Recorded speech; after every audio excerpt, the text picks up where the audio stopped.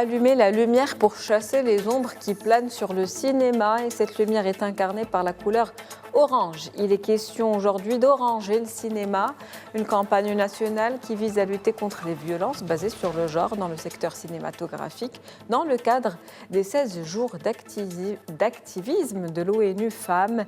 Une mobilisation forte et un engagement partagé dont nous faisons justement le bilan ce soir. Oranger le cinéma est un cri de ralliement pour que l'histoire racontée sur nos écrans soit aussi belle et juste que l'histoire vécue dans les coulisses. Et pour en parler, je vous reçois Fedwa Maroub. Vous êtes la présidente de l'association des rencontres méditerranéennes de cinéma et des droits de l'homme. C'est un plaisir de vous avoir avec nous ce soir. Plaisir partagé. Merci de l'intérêt que vous portez à la dynamique. Merci d'avoir accepté cette invitation. Alors, l'acte d'oranger le cinéma, un acte aujourd'hui symbolique? L'acte d'oranger le cinéma est un acte symbolique et on commence par ça parce que ce premier acte est un acte de sensibilisation. C'est surtout un acte de briser le tabou sur la question des violences à l'égard des femmes dans le secteur du cinéma. Cet acte vient suite à une étude qu'on a réalisée, qu'on a présentée, rendue publique en janvier 2024, qui nous a donné des constats quand même alarmants, que 80% des femmes dans le secteur du cinéma sont victimes de violences.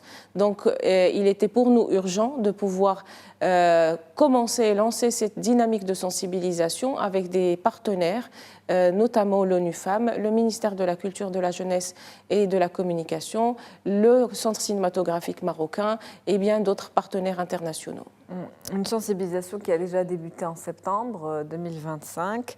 Là, il y a les 16 jours d'activisme qui viennent de se terminer. On est en train d'en faire justement le bilan. Et justement, quel bilan faites-vous aujourd'hui? Est-ce que c'est un bilan plus ou moins positif? Est-ce que votre voix a été entendue finalement? Écoutez, moi je pense que c'est un bilan très positif. D'abord parce que de janvier 2024 à septembre 2024, de janvier 2025 à septembre 2025, il ne s'est pas passé une année pour pouvoir amorcer cette dynamique de débat sur la question des violences à l'égard des femmes. Deuxième point, c'est un engagement des institutions concernées et du ministère de tutelle et du Centre cinématographique marocain. Et le troisième point, c'est surtout la mobilisation de plusieurs partenaires internationaux. Sur différentes activités, nous avons ciblé différents acteurs. Notamment, vous avez parlé de l'ouverture de la campagne du lancement de la campagne à partir du septembre. En effet, même si la campagne commence le 25 novembre à l'occasion de la Journée internationale de lutte contre les violences à l'égard des femmes, nous avons fait tout un travail préalable avec les écoles et les instituts de cinéma, que ce soit l'ISMAC, l'ISADAC, le master de documentaire de l'Université Abdelmalek Saadi de Tétouan ou bien les SAV à Marrakech, pour les sensibiliser au sujet, pour les préparer à participer à un concours de court-métrage sur la question des violences à l'égard des femmes dans le secteur du cinéma. À côté de ça, il y a un lancement de la campagne officielle qui a eu lieu à la Cinémathèque marocaine, où il y avait l'ensemble des professionnels présents avec les différents partenaires de la campagne. Et il y avait aussi l'illumination de la Cinémathèque marocaine avec les couleurs orange comme symbole de lancement de cette campagne dans toutes les salles de cinéma. La couleur orange qui est la couleur de l'espoir.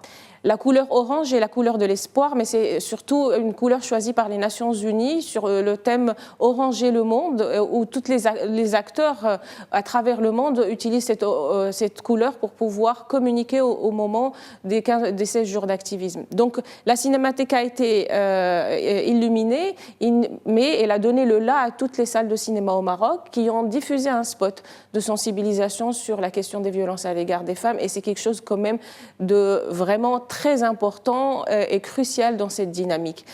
La campagne s'est terminée à Marrakech, un side event au moment du Festival international du film de Marrakech, où il y avait un débat sur les expériences internationales en matière de lutte contre les violences à l'égard des femmes dans le secteur du cinéma, où nous avons pu voir le cas de l'Espagne, de la France et de la Belgique pour nous inspirer sur comment justement porter cette réforme aussi dans notre pays. L'occasion effectivement d'échanger et de partager les expériences, notamment les expériences réussies déjà ailleurs.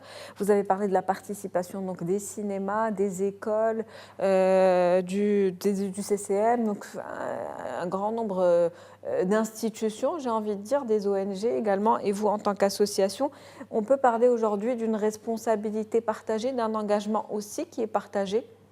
Il est clair que c'est un engagement partagé dont nous sommes vraiment fiers parce que mobiliser autant d'institutions et de partenaires, je cite l'Union européenne, je cite l'Institut français, l'ambassade d'Espagne, le gouvernement de la Catalogne, l'ambassade de Belgique, toutes les écoles de cinéma que j'ai citées, la Cinémathèque marocaine et la Fondation Tsemeyouz, tout ça, c'est une mobilisation collective, c'est une conscience commune. Maintenant, c'est un point de départ.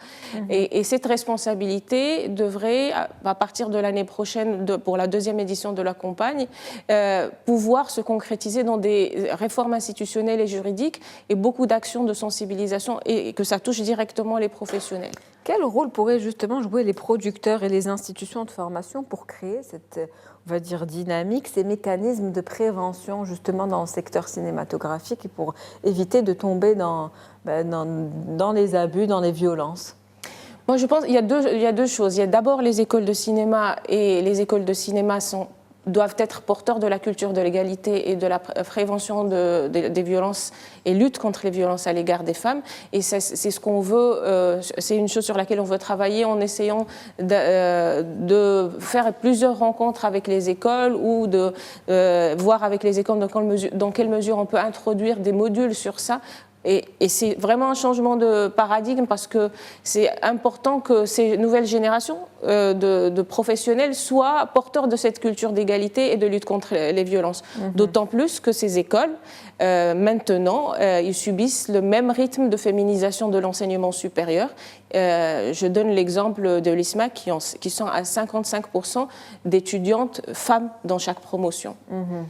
Les professionnels, c'est une autre chose. Les professionnels devraient être déjà sensibilisation. Et d'ailleurs, les expériences internationales ont montré qu'il y a beaucoup de dynamiques de sensibilisation et de formation, des formations contraignantes avant d'avoir les accréditations, etc.